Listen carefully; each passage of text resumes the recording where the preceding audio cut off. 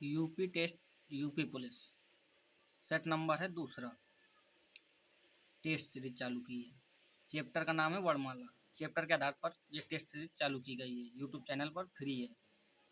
PDF के लिए यदि चाहिए तो आपको इस नंबर पर मैसेज करना पड़ेगा, तो आपको पीडीएफ मुफ्त मिलेगी, बिल्कुल फ्री से।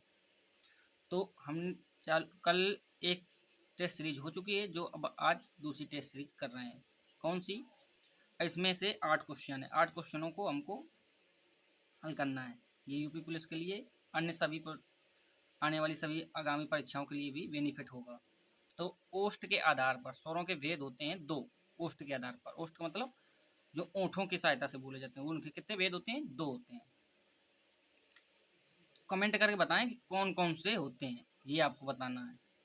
फिर अगली टेस्ट सीरीज में हम आपको उसका आंसर देंगे। कमेंट करके लिखें, फिर उसका आंसर हम आपको बताएंगे कौन कौन से होते हैं।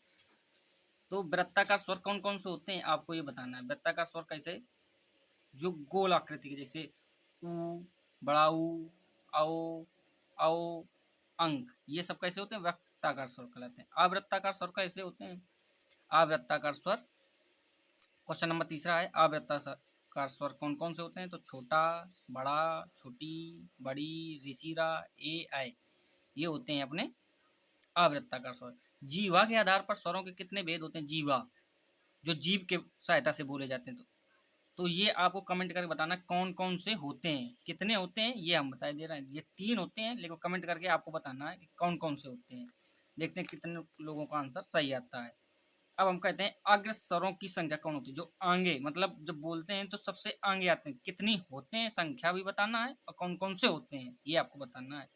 तो इसका आंसर है ए नंबर। कौन कौन? 5 होते हैं।